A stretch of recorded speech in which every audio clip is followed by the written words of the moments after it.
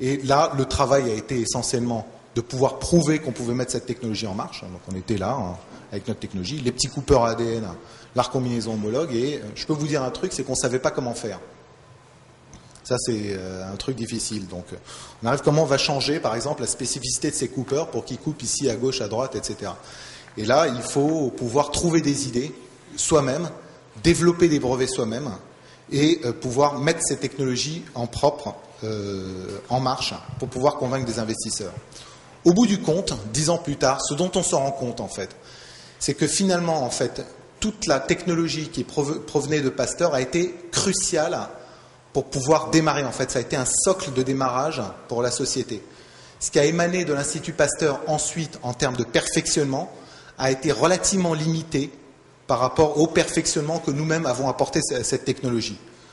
Pourquoi ? Parce qu'on était beaucoup plus motivés, qu'on avait un coup près sur la tête, c'est-à-dire des investisseurs qui avaient mis de l'argent, qu'on devait réussir, que dépendait vraiment notre salaire à la fin du mois pour chacune de ces choses-là. Et donc on avait une beaucoup plus forte implication dans le développement de cette technologie que ce qui provenait de Pasteur. Ce qui fait que tout ce qui était en fait savoir-faire, perfectionnement, etc., qui provenait de l'Institut Pasteur, a finalement beaucoup moins pesé dans la balance que les innovations que la société elle-même a pu apporter en fait à ce type de technologie.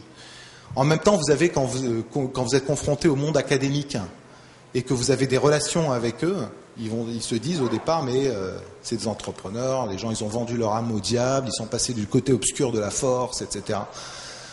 Oui, effectivement, vous passez d'un certain côté, du côté obscur de la force, parce que vous allez faire du développement, vous allez faire peut-être de la recherche, mais aussi du développement. Mais au bout d'un moment, vous finissez aussi par faire des inventions elles-mêmes, de l'innovation, déposer des brevets, etc. Et à partir du moment où on a commencé à faire des publications, déposer des brevets et tout, finalement, le monde académique a fini par reconnaître, en fait, le côté innovant de la société.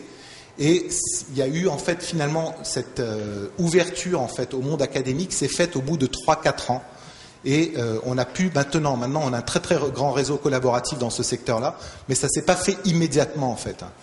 Donc vous partez du monde académique, vous faites vos innovations, vous mettez un temps et une sorte de traversée du désert jusqu'au moment où vous finissez par faire vos preuves, comme quoi vous pouvez vraiment faire marcher ces innovations-là, et ensuite il y a un déroulement après qui se fait où il y a de nouveau une ouverture du monde académique qui va vous permettre de vous accompagner là-dessus. Ce n'est pas quelque chose d'immédiat et c'est quelque chose qui reste assez difficile au départ.